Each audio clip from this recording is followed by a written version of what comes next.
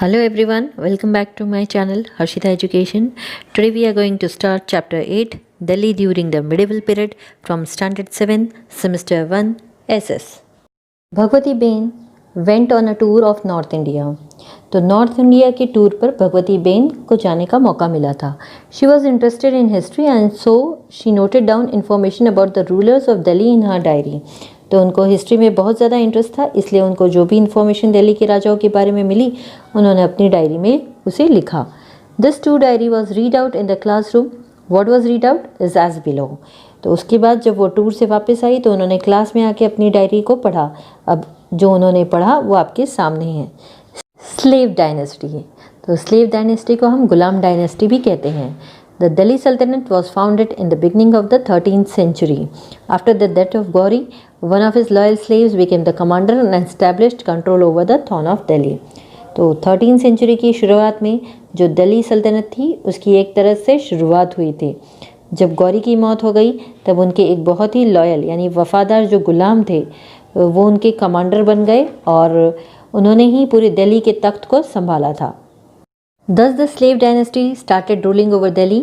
Though he faced many difficulties in establishing his power in India, he managed to provide a stable administration. तो इस तरह से दिल्ली पर slave dynasty ने rule करना शुरू किया। अब कहने को जब आप नए नए आते हो, कोई चीज़ नई नई शुरुआत करते हो तो बहुत सारी मुसीबतों का सामना करना पड़ता है। तो एक तरह से पूरे भारत पर अपनी ताकत को जमाना इतना आसान नहीं था उनके लिए। बहुत सारी परेशानियां हुई, लेकिन तब भी उन्होंने एक स्टेबल एडमिनिस्ट्रेशन देने की पूरी कोशिश करी। He had started the construction of a minar. His son-in-law Iltutmish, who succeeded him, completed the construction of that minar. This minar, which came to be known as the famous Qutub Minar, is shown in the picture 8.1. The architectural style in which Qutub Minar was constructed is a mixture of both Hindu and Muslim styles. This place was the capital during the Sultanate age. तो उन्होंने मीनार का construction का काम शुरू किया। उनके जो सन in law थे इल्तुतमिश, उन्होंने उनके बाद गद्दी संभाली और उन्होंने जो भी मीनार के काम थे उसको पूरा करवाया था। अब जो सबसे फेमस मीनार थी जिसे हम कुतुब मीनार के नाम से जानते हैं, जो कि आपकी ये 8.1 पिक्चर में आपको दिखाई गई है।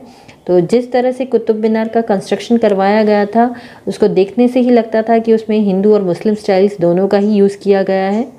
तो जब सल्तनत एज थी तो इस जगह को कैपिटल बनाया गया था। Iltutmish was also a slave in the beginning. He conquered many territories in India and made them a part of the Delhi Sultanate. तो इल्तुतमिश भी शुरुआत में एक गुलाम ही थे। उन्होंने भारत के बहुत सारे प्रदेशों को जीता और उन्हें दिल्ली सल्तनत का एक हिस्सा बनाया। So he is known as the founder of the slave dynasty. इसलिए उन्हें स्लेव डायनेस्टी का संस्थापक माना जाता है।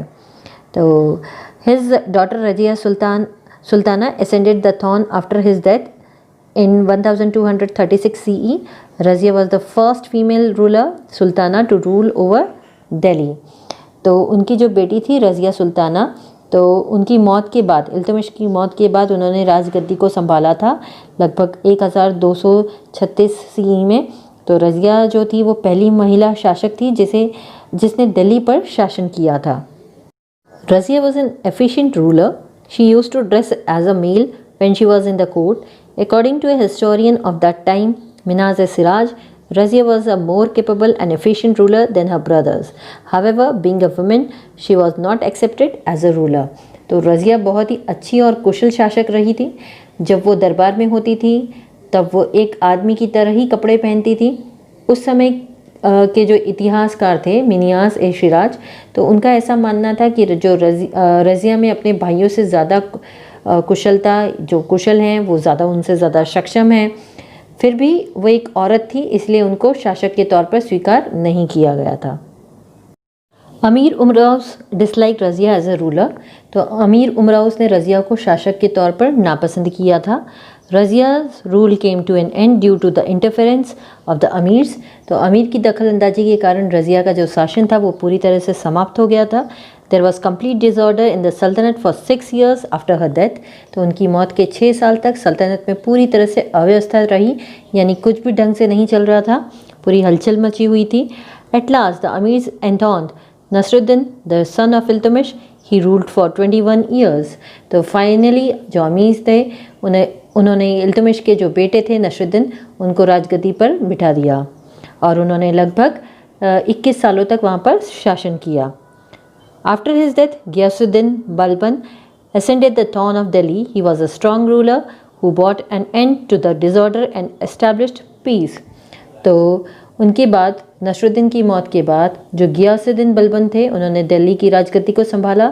गियासुद्दीन बलबन ने अपने आप में ही काफ़ी ताकतवर राजा थे और हर तरफ से जो अशांति और हलचल का माहौल था उन्होंने उसको शांत किया।